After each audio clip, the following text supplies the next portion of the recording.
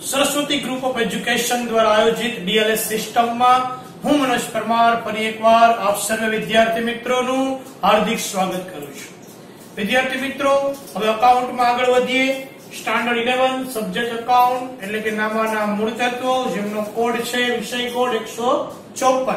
Chapter number 1 આપણે જોઈ રહ્યા છીએ હિસાબી પદ્ધતિ અને તેના પારિભાષિક શબ્દો। લેક્ચર નંબર 14 આપણે પહોંચી ગયા છીએ। ओके विद्यार्थी मित्रों, लास्ट लेक्चर ની અંદર આપણે ક્વેશ્ચન નંબર 5 કમ્પ્લીટ કર્યો છે। હિસાબી પદ્ધતિના હેતુ એ આપણે જોઈ ગયા છીએ।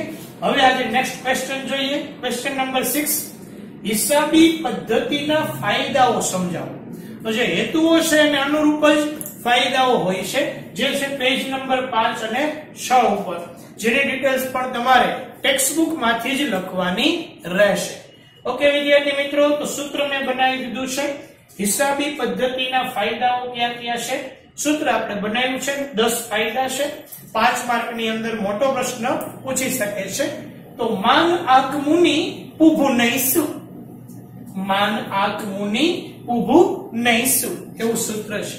तो मान आक मुनि उभु नहींसु, मा एटले माहितीनी उपलब्धता, न एटले नफाकारकता जाणवा माटे, आ એટલે આર્થિક સ્થિતિ જાણવા માટે, ક એટલે કરવેરાનું આયોજન, બરાબર, મુ એટલે ધંધાનું મૂલ્યાંકન છે, ની એટલે નિર્ણય ઘડતર છે, ઉ એટલે પુરાવા તરીકે છે, ભૂ એટલે ભૂતકાળની કામગીરી સાથે તુલના છે, નઈ એટલે નૈતિક અંકુશ છે, અને સુ એટલે સુધારાત્મક પગલા છે।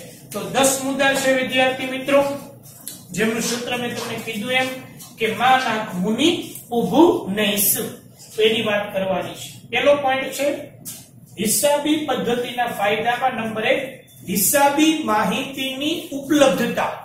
ઉપલબ્ધતા એટલે પ્રાપ્યતા, બરાબર, મળવું, પ્રાપ્તિ, આ શબ્દો એના પર્યાય છે, સિનોનિમ્સ છે। તો હિસાબી માહિતીની ઉપલબ્ધતા શેના આધારે રહે છે? તો કે હિસાબી પદ્ધતિના આધારે। जो हिसाबी पद्धति धंधा में अनुसरवामां आवे ने पद्धति मुजब हिसाबो राखवामां आवे तो कोई पण धंधो होय ए पछी एकांकी मालिकीनो होय એટલે કે એક જ માલિક હોય, ભાગીદારી પેઢી હોય જેમાં બે કે તેથી વધુ હોય, કે પછી કંપની સ્વરૂપનો ધંધો હોય, કોઈ પણ ધંધો હોય એમના માલિકોને જ્યારે જોઈએ ત્યારે હિસાબોની માહિતી પ્રાપ્ત થઈ શકે છે, મળી શકે છે। શું કામ? તો કે હિસાબી પદ્ધતિ મુજબ હિસાબો લખાયા છે એટલે હિસાબી માહિતીની ઉપલબ્ધતા સરળતાથી મળી શકે છે, પ્રાપ્ત થઈ શકે છે। માલિકને જ્યારે માહિતી જોતી હોય હિસાબોની ત્યારે માહિતી મળી શકે છે। દાખલા તરીકે કોઈ પણ ધંધાકીય એકમે બેંક પાસેથી સપોઝ લોન લેવી છે, તો લોન લેવા માટે તરત જ કહેશે કે ભાઈ ધંધામાં નફો કેટલો થાય છે, કાગળિયા આપો, હિસાબો લાવો। तो जो हिसाबो तैयार हशे तो रजू करी शकाशे कि आटलो नफो छे, जो अमारा धंधानुं टर्नओवर आटલું છે, तो आटली लोन तो आरामथी તમે મને આપી જ શકો, આટલો નફો થાય છે। તો એના આધારે તો કે ભાઈ ડોક્યુમેન્ટ બધા રેડી છે, ઓકે, તો લોન ઝડપથી મળી શકે છે, બરાબર। તો આ રીતના હિસાબી માહિતીની ઉપલબ્ધતા હિસાબી પદ્ધતિના આધારે સરળ બને છે, સરળતાથી પ્રાપ્ત થઈ શકે છે માહિતી। ત્યાર પછી નંબર 2 છે નફાકારકતા જાણવા માટે। હિસાબી પદ્ધતિના આધારે ધંધાકીય એકમની અંદર કેટલો લાભ થયો, મીન્સ નફો થયો કે કેટલું નુકસાન થયું છે એની જાણકારી પણ મળે છે। શેના આધારે મળશે? તો મિત્રો હિસાબી પદ્ધતિની અંદર મેઈન 3 ખાતા દોરવામાં આવે છે, એક વેપાર ખાતું, एक नफा नुकसान खातु અને એક પાકું સરવૈયું, જેની વાત પણ આગળ આપણે કરશું। તો આપણે જે નફા નુકસાન ખાતું બનાવશું વર્ષના અંતે, એ નફો થયો કે નુકસાન એ જાણવા માટેનું જ ખાતું છે, એટલે જેનું નામ છે નફા નુકસાન ખાતું।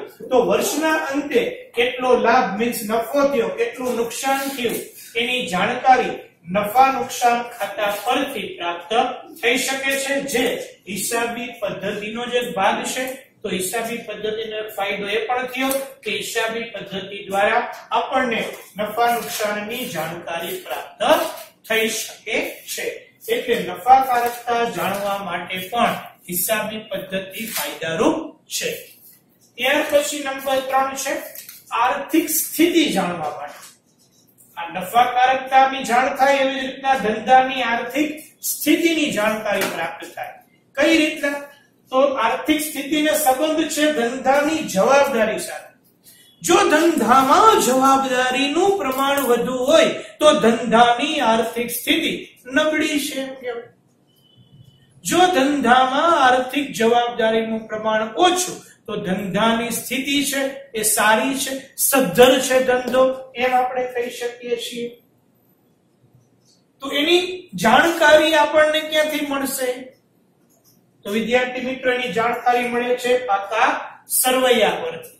બરોબર? એટલે એ લખ્યું કે ધંધાની જવાબદારી કેટલી છે એની જાણકારી મેળવીને અને એ જાણકારી મળશે પાકા સરવૈયા પરથી, અને એના આધારે આપણે કહી શકીએ કે ધંધાની આર્થિક સ્થિતિ કેવી છે, સદ્ધર છે કે ધંધો છે એ થોડો નબળો પડ્યો છે, નુકસાન કરી રહ્યો છે. તો એ આર્થિક સ્થિતિ જાણવા માટે પણ આ હિસાબી પદ્ધતિ ફાયદારૂપ છે. ત્યાર પછી નંબર 4 વિદ્યાર્થી મિત્રો આવે છે કરવેરા આયોજન માટે. તો કરવેરાનું આયોજન કરવા પણ હિસાબી પદ્ધતિ ઉપયોગી પુરવાર થાય છે, ફાયદારૂપ છે. કઈ રીતે? તો આપણને ખ્યાલ છે આગળ આપણે જોઈ ગયા હતા કે કોઈ પણ ધંધામાં કેટલો કરવેરો ભરવો એનો આધાર શેના ઉપર છે? તો કે એની કમાણી ઉપર છે. કમાણી મીન્સ નફો, નફા ઉપર એનો આધાર છે. તો કમાણીના આધારે કરવેરાનું માપન થાય છે. બરાબર? વ્યવહારોને આધારે એ કરવેરાનું આયોજન અગાઉથી કરી શકાય છે. જો કંપની સ્વરૂપ હશે તો કંપની સ્વરૂપમાં આપણે ખ્યાલ છે કે ભાઈ કંપની ધારાના નિયમ મુજબ 30% કરવેરાની જોગવાઈ કરવામાં આવેલી છે. તો એ કરવેરો એમને ભરવો પડશે. તો કમાણીના આધારે, વ્યવહારોને આધારે એમનું આયોજન છે, કરવેરાનું આયોજન છે એ કરવામાં આવે છે. એટલે કરવેરાના આયોજન માટે પણ હિસાબી પદ્ધતિ ઉપયોગી પુરવાર થાય છે. ત્યાર પછી વિદ્યાર્થી મિત્રો છે નંબર 5 ધંધાનું મૂલ્યાંકન. ધંધાનું મૂલ્યાંકન કરવા માટે હિસાબી પદ્ધતિ ઉપયોગી છે. કઈ રીતના? તેમાં જોઈએ કે ધંધાનું જ્યારે વેચાણ કરવું છે તો એ વેચાણ કરવા માટે આપણને ખ્યાલ છે કે ધંધાની જે ખરીદી કરનાર વ્યક્તિ છે, ખરીદનાર છે, એ ખરીદનારને સાચી વેચાણ કિંમત નક્કી કરવા માટે હિસાબી પદ્ધતિ છે ફાયદારૂપ છે. જો તમે હિસાબો વ્યવસ્થિત રાખ્યા હશે તો તમને વેચવામાં સરળતા રહેશે. ધંધો વેચવો છે તો તમે સીધા હિસાબો દેખાડશો કે જો આ હિસાબો, આટલો નફો છે, ટર્નઓવર આટલું અમારું છે, આ તો અમારે વિદેશમાં શિફ્ટ થવું છે, એટલે ધંધો છે આ રીતના અમે વેચવા માંગીએ છીએ. કંપની અથવા તો કોઈ પણ તમારો આ બિઝનેસ છે પ્રોફિટેબલ છે એ તમે દર્શાવવા માટે હિસાબોનો ઉપયોગ કરશો. તો એના આધારે છે તે તમને પણ સરળતા રહેશે. તમારે વધારે કંઈ ચોખવટ કરવાની જરૂર રહેતી નથી. ખરીદનારે પણ ઊંડી તપાસ કરવાની જરૂર રહેતી નથી.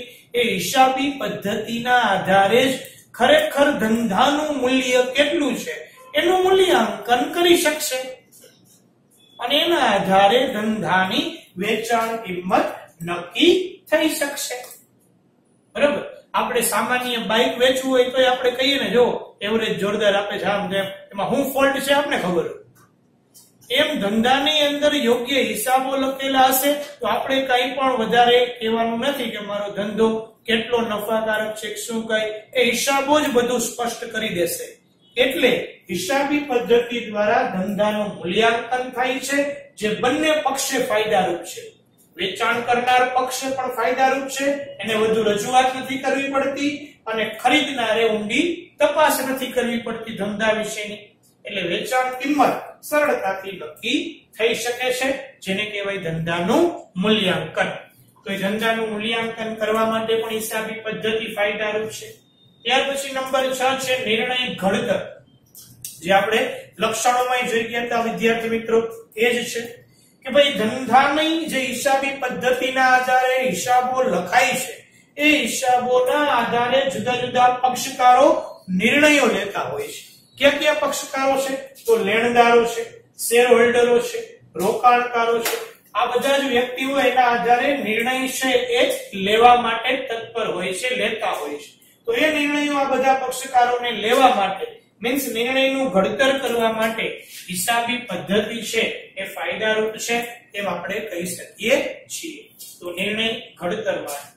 ત્યાર પછી નંબર 7 છે પુરાવા તરીકે એનો ઉપયોગ થાય છે. વિદ્યાર્થી મિત્રો કઈ રીતના? તો જો લખ્યું છે કે હિસાબો એમને નથી લખાતા, હિસાબો નિયમો અને સિદ્ધાંતોને આધારે તૈયાર કરવામાં આવે છે. હિસાબી પદ્ધતિના નિયમો છે, સિદ્ધાંતો છે. આ નિયમો, આ સિદ્ધાંતોને આધારે હિસાબો તૈયાર થાય છે. એટલે આ હિસાબો કેવા છે? તો કે વિશ્વસનીય છે, વિશ્વાસ પાત્રતા ધરાવે છે. દાખલા તરીકે કોઈ ભાગીદારી પેઢી હોય, એમાં એક ભાગીદાર સક્રિય છે, મીન્સ એ આગળ પડતો છે, બધા હિસાબો એ રાખે છે, બધું એ કામ કરે. બીજા કોઈ ભાગીદાર છે એના ઉપર કેસ કરે કે આ વધુ નફો ખાઈ ગયો છે, અમને કઈ ખબર પડતી નથી, બધું એ વહીવટ કરે છે. તો જે સક્રિય ભાગીદાર છે એ પોતાના બચાવ માટે પુરાવા તરીકે હિસાબો અદાલતમાં રજૂ કરી શકે કે મેં ખોટું નથી કર્યું, જો આટલું ટર્નઓવર છે, આટલો નફો થયો છે ને આ રીતના વેચાય છે. તો નફાકારકતાની જે તુલના છે એ થઈ શકશે અને જે કંઈ કેસ છે એ કેસ પુરાવા તરીકે છે એ રજૂ કરી શકશે આ કેસ દરમિયાન. તો પુરાવા તરીકે પણ રજૂ છે એ કરી શકાય છે. ત્યાર પછી નંબર 8 છે ભૂતકાળની કામગીરી સાથે તુલના. તેમાં પણ આપણે એ જ વાત કરીએ કે ભાઈ હિસાબી પદ્ધતિ નિયમો અને સિદ્ધાંતોના આધારે તૈયાર થાય છે અને નિયમો અને સિદ્ધાંતો તો બદલવાના નથી, એ તો એક જ રહેવાના છે. તો નિયમો એક જ છે એટલે દર વર્ષે ધંધાકીય એકમ કેટલી નફાકારકતાથી કામ કરે છે ખબર પડશે, મીન્સ નફાકારકતાની તુલના થઈ શકે છે. આ ઉપરાંત હરીફ પેઢી, આપણા જેવી ધંધો કરતી પેઢીની નફા સાથેની પણ તુલના કરી શકાય છે, થઈ શકે છે. નફાકારકતાની તુલના હરીફ સાથે પણ કરી શકાય અને આપણા ધંધાકીય એકમની પણ દર વર્ષના નફા સાથેની તુલના કરી શકાય છે, થઈ શકે છે. ત્યાર પછી નંબર 9 છે વિદ્યાર્થી મિત્રો નૈતિક અંકુશ. નૈતિકનો અર્થ થાય છે આપમેળે, બરાબર, સમાજમાં નક્કી કરેલા નૈતિક મૂલ્યો, આપણે એવો શબ્દ વાપરતા હોય જે આપમેળે. દાખલા તરીકે વડીલોને માન આપવું જોઈએ, આપણી કેવી ફરજ છે? તો કે નૈતિક ફરજ છે, બરાબર. તો અહીંયા નૈતિક અંકુશ મીન્સ આપમેળે અંકુશ રહે છે. કઈ રીતના? તો કે હિસાબો લખાય છે તેની કર્મચારીને જાણ છે. જો એકમમાં કામ કરતા કર્મચારીને એની ખબર છે કે આપણે જે કઈ વ્યવહારો કરીએ છીએ એ હિસાબોમાં એની નોંધ થાય છે, હિસાબો લખાય છે. આવી કર્મચારીને જાણ થતા ઉચાપત એ નહીં કરે. ઉચાપત એટલે ઉઠાંતરી, લઈ લેવું, ગોટાળો કરવો, એ ઉચાપત ન કરે. આવી નૈતિક ફરજ એમને પડે છે એટલે કે આપમેળે એના ઉપર અંકુશ રહે છે, જેને નૈતિક અંકુશ તરીકે ઓળખવામાં આવે છે. અને ત્યાર પછી વિદ્યાર્થી મિત્રો નંબર 10 આવે છે સુધારાત્મક પગલા. એમાં લખ્યું છે જો કે ભૂતકાળમાં કોઈ નિર્ણય લીધા હોય અને એ નિર્ણયને કારણે ધંધાકીય એકમને જો નુકસાન ગયેલું હોય અને એ નુકસાન આપણી હિસાબી પદ્ધતિમાં રજૂ થતું હોય, દર્શાવતું હોય, જોવા મળતું હોય તો આવી ભૂલો અંગે કાળજી રાખવામાં આવશે. ભવિષ્યમાં આવી પરિસ્થિતિનું નિર્માણ થાય તો એ અંગે સુધારાત્મક પગલા લઈ શકાય છે અગાઉથી જ, કે જેથી કરીને નિર્ણયો સાચી રીતે લેવાય અને હિસાબો સાચી રીતે લખાય, એના પરિણામો સચોટ મળે, સારા મળે. એટલે ભૂતકાળમાં થયેલી ભૂલોને આપણે અટકાવી શકીએ, સુધારાત્મક પગલા લઈ શકીએ છીએ. ઓકે વિદ્યાર્થી મિત્રો, તો ફરીથી પ્રશ્ન જોઈ લઈએ. હિસાબી પદ્ધતિના ફાયદાઓ સમજાવો. કોઈ પણ 5 ફાયદા પણ પૂછી શકે છે, તો 10 માંથી તમે કોઈ પણ 5 તમને આવડતા હોય એ લખી શકો છો. ફાયદા છે આડા અવળા લખી શકાય છે. મુદ્દા, બરાબર, 10 મુદ્દા છે, યાદ રાખવા માટે સૂત્ર આપ્યું છે. એટલે તમારે શું કરવાનું છે? બ્લેક પેન થી પ્રશ્ન લખવાનો છે, પેન થી સૂત્ર લખી નાખવાનું છે. 10 મુદ્દાના પહેલા નામ લખી નાખવાના છે, પછી એક મુદ્દો નીચે પાછો લખીને એની ડિટેલ, બ્લેક થી હેડિંગ, બ્લુ થી તમારે ડિટેલ લખવાની છે. મહત્વના શબ્દો અહીંયા મેં થોડાક લખી દીધા છે બરાબર એવા શબ્દો નીચે તમે અંડરલાઈન કરી શકો અથવા ગ્રીન પેન થી લખી શકો છો ઓકે વિદ્યાર્થી મિત્રો તો ક્વેશ્ચન નંબર 6 તમારી ફેરબુક ની અંદર તમારે લખવાનો રહેશે પાકો કરવાનો રહેશે તો અહીંયા લેક્ચર પૂર્ણ કરીએ છીએ thank you very much for watching this video